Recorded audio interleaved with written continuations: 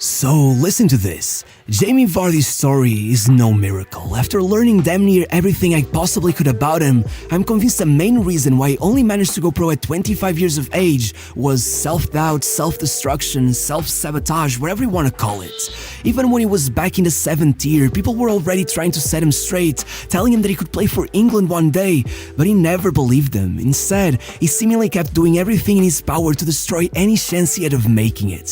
From getting wasted every single day to getting slashed across the face in a bar fight, landing himself in jail, being put on house arrest, even playing with an ankle monitor and almost quitting football entirely on more than one occasion. You name it. If it was a horrible idea, he probably did it. As he said in his autobiography, Balotelli would have been proud of me, but really, I think even good old Mario would have been worried for him. Even once he got to Leicester, he was still arriving at training, stinking of booze. He was going down the rabbit hole for nearly a decade before he set himself straight, and once he did, well, do you want me to list some of his records? By 2020, Guardiola's Man City had only allowed someone to put a hat-trick past him on 3 occasions. One was Lionel Messi, the other 2 were Jamie Vardy. In fact, at one point across the entire history of the Premier League, only Rooney and Shearer had more goals against the top 6 than him. He literally reached 100 Premier League goals faster than Ronaldo, Rooney, and Drogba, and in the past 10 years, no English player has ranked higher in the Ballon d'Or than Jamie Vardy. And this isn't new. No matter if he was in the 7th, 5th, or 2nd tier, he broke records everywhere he went. And you know what made him so special? Well, he wasn't made in a lab. He wasn't some robotic wonder kid who's been carefully curated in some high-tech academy. In a way, it was the fact that he lost himself completely that made him so special, so tough, so unpredictable. As Arsene Wenger once said, the kind of player that runs through a stone wall to score goals, they're not here, not anymore. But Jamie Vardy, he was always that guy. Even as a kid, he was a menace, but he was also outstanding at anything sports related. He literally held the record for the longest javelin throw at his school for years. He didn't even train for that. He just tried it one day and broke the record. So, don't get it wrong, Vardy was well aware that he was a bit of a prodigy. Ever since he was a kid, his biggest dream was to be the next David Hurst and bring back the glory days to his dear Sheffield Wednesday. But just as everything seemed to be going great, the club had to get rid of one of their academy levels as a way to cut some costs, and in the middle of all that mess, a lot of players were released, and Vardy just happened to be one of them. But well, even though the managers encouraged him to find somewhere else to play and tried to explain to him that he was just on the receiving end of a massive butterfly effect, he convinced himself that it was all his fault, that he just wasn't good enough, and though I'm sure a lifetime of being the troubled kid didn't help with his self-belief, he took it way too far. He just quit. 8 months went by before he put on a pair of cleats again, and even then, it was like he was so afraid of failing that he refused to even try. Instead of finding a proper club, he began representing a local pub's football team at the request of one of his friends.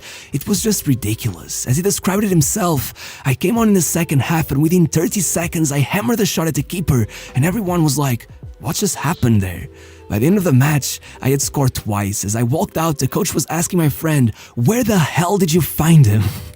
In fact, the story of that match even made a local paper at the time. The only reason he might have a hard time finding it was that Jamie was using his friend's ID. That day, the man of the match was Glenn Maris. Still, even if by the end of the season Vardy was on 50 goals and his pub were local champions, it meant absolutely nothing. By the age of 23, he was dividing his time between breaking his back working in a prosthetics factory and playing for the mighty Stocksbridge Park in the 8th tier of English football. There were less than 1,000 people in the stands, and Vardy got paid £30 per match. He was lost there for 3 years. He tried college, even tried to join the army, but he got rejected everywhere, and eventually his life ended up going in a complete opposite direction. Vardy got into a bar fight, things got violent, and suddenly he was being fitted with an ankle monitor and put into house arrest. At 6 p.m. each day, he had to be back inside his house, otherwise the cops would be coming after him. As you might imagine, that made away games especially difficult. The coach would literally have to sub him off at the 60-minute mark so that he could make it back home in time. It was a miserable existence. Every night his monitor would glitch and go off without a reason, waking him up over and over again. Eventually it made him so paranoid that he struggled to even fall asleep. It was borderline torture, and what made all of this especially heartbreaking was that the only reason Vardy got into that fight was that he was protecting a disabled friend who was being bullied by 2 strangers. Yeah, it's hard not to feel like it was undeserved, but as Vardy sat in a pub watching the likes of Aaron Lennon, the same age as him, travel to South Africa for the World Cup, even though he felt like he was as far away from that life as any of the overweight regulars who sat next to him, then he was offered a lifeline. Now on 66 goals in 107 games, he managed to get his team promoted for the first time ever, and somehow that convinced Halifax Town to put down an impressive £15,000 for his signing, and though they were also in the 7th tier, things were much better at Halifax. The club's staff convinced him to quit his job, and even though he was only making about minimum wage, the chance to train every day for the first time in his life worked wonders. And he ended up scoring 25 goals in 37 matches that season, leading his team to yet another promotion, being named the league's Player of the Year. And among all of this, his goalkeeper, who was friends with Theo Walcott's agent, called him and in his own words told him, "You gotta come take a look at this player. He's a lunatic, but he's single-handedly winning us the league." Maybe it was the new agent, maybe people were just finally realizing that he was a massive fish in the tiniest of ponds, but after just 1 year, Vardy was already moving to Fleetwood Town in the 5th tier. But don't get it wrong, as Vardy said, they were a non-league club on a professional basis. There he would finally be earning more money from football than he had ever made from a 9 to 5. He would finally get to have his name on the back of his shirt, and what at the time impressed him the most, he even made the national news. 5 short sentences on the BBC website under the headline, "Fleetwood Town signed FC Halifax midfielder Jamie Vardy." I mean, they got the position wrong, but it meant something to him, and his price tag, a club record £150,000, carried a lot of weight. As one of his new teammates would say, "At first we were like, why have we spent so much money on some random lad? But after one match, we knew why. Every time he ran through one goal, we just knew that he was not gonna miss. It was unreal." And in that same fashion, the scouts also began turning up, wondering who the hell this random guy scoring goals for fun was. And though his agent didn't think his new mohawk was great advertising, there wasn't much of a way to deny 31 goals in 36 matches, a 29-game unbeaten run, and 103 points in the league. Especially when his own manager claimed that if we didn't have Jamie, there would be no chance we'd win the league. Add to that the fact that he kept scoring in the FA Cup against teams several tiers above him, and suddenly Southampton, West Ham, Fulham and Leicester were all reported to be considering signing this non-league player. But there was just one problem. Fleetwood Town had already rejected the bid in January and informed everyone that Jamie Vardy was now the £1 million man, the most valuable non-league player of all time. And though that scared many of the clubs away, one didn't budge. Leicester broke the record and hoped for the best. However, unlike before, things didn't start well at all. Even though Vardy would start his time in the championship with almost a handful of goals in the first month and a half, then he would be almost goalless for the rest of the season. 1 goal in 19 matches before he ended up being almost dropped from the squad, not playing in any of the last 13 matches. It didn't just seem like it had been too much of a step up, Vardy was sure it was. He became seriously depressed, and as he said in his book, "My way of dealing with that was to go out and get with my mates." Before the season was even over, he was already begging his managers to send him back on loan to Fleetwood, and when they denied him that, he even considered just quitting football altogether, going on about some fantasy where he'd move to Ibiza and become a nightclub promoter. He had lost it, really. At one point, he was struggling massively to recover from a simple thigh injury. No one understood why, so they began questioning him about his daily habits and found out that he would drink himself to sleep every night, chugging vodka from a 3-liter bottle that he had filled with Skittles. Taste the rainbow, I guess. If you haven't figured it out by now, well, it feels fair to say that Jamie Vardy was a high-functioning alcoholic, and in fact, he had to hit rock bottom yet again before he made it back up. With his fiancée pregnant with his second child, Vardy went on a weekend bender and ended up going missing for days. When she finally found him, he was nearly passed out in a bar. The look of disappointment in her face should have been enough, but it was the words she uttered that changed everything. "I'm not gonna bring a child into your crazy world. People would die to be in your position. You gotta make something of your life with or without me, but don't throw that away." By the next year, Vardy traded his Skittles vodka for a matchday diet consisting of 3 cans of Red Bull, a double espresso, and a cheese and ham omelette, and though that wasn't the healthiest option either, it allowed them to run like a nutjob all match. You see, around December, after a good start, Leicester suddenly dropped to 3rd place after going 3 matches without a win, and as they needed to pull everyone together in order to secure that 1st place, no one was expecting Jamie Vardy to repeatedly save them, scoring 10 goals, 8 of which were either openers or match winners, as he led them on a 21-match unbeaten run, taking the title and being named the club's player of the season, even making sure to amp up the team's celebrations in the locker room by filling their water jugs with his famous Skittles vodka. At 27 years of age, Jamie Vardy had finally arrived at the Premier League. And his first season was something. I mean, his first ever Premier League start went something like this. Leicester were losing 3-1 against United, and though he had already assisted their first goal, then he not only won them 2 penalties, but he scored one of the goals and assisted the other to make it 5-3. Di Maria, Rooney, Falcao and Van Persie were all on the pitch, and somehow some guy who just 3 years before had played in the 7th tier managed to pull off more goal contributions than those 4 put together. It was the first time in Premier League history that United had surrendered a 2-goal lead and lost. At that point, Vardy thought what could possibly go wrong.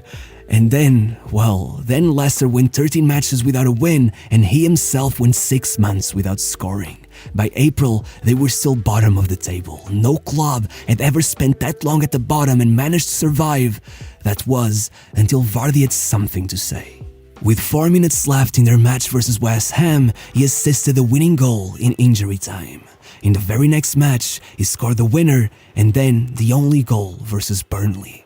By the end of April, not only was Vardy the league's player of the month, but Leicester were already out of the relegation zone.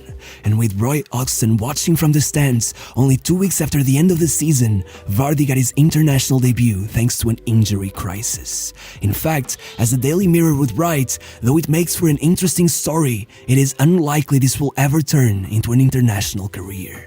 And Vardy, well, once again, he felt the same. He even asked his agent to pretend like he was injured because he saw no point in missing out on his vacation to join them if he was never gonna get called up again. But thankfully, his friends and family damn near forced him to go, and once he came back, he was a changed man. Vardy had never wanted anything as bad in his life as he wanted to be called back to that team. As he wrote, "Once you've rubbed shoulders with the country's best players, you don't want to let it go." And honestly, I think that week was what jump-started everything for him. If he was good before, now he just seemed to be in a completely different frame of mind. His motivation was on a whole new planet.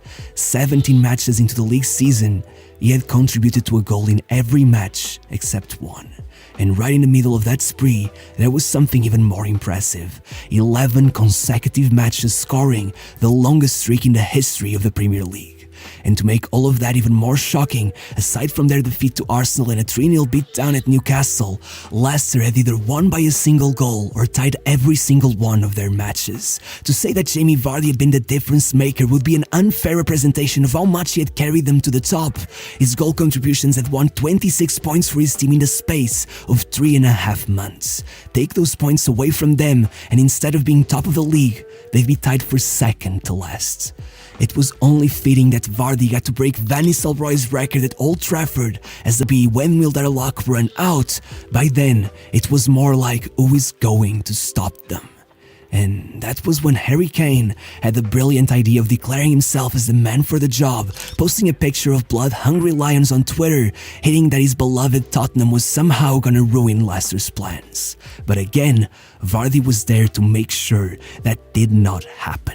If he had already assisted the winners for 2 out of their last 4 matches, then he did it once more and followed it up by scoring both of their goals against Sunderland, as well as another in a draw against Everton, to total 16 points won for his team in 10 matches. And even if then he got hit with a 2-match ban that nearly led him to lose his mind, the team kept it together, and 2 weeks later they all stood in front of the TV at Vardy's house with hundreds of fans standing outside as everyone watched Chelsea kill any chances Tottenham had left. And the moment the final whistle was sounded, first Jamie posted a picture of Mufasa on Twitter to remind Kane, who was laughing last, and then it was pandemonium. As they said, Jamie Vardy was having a party.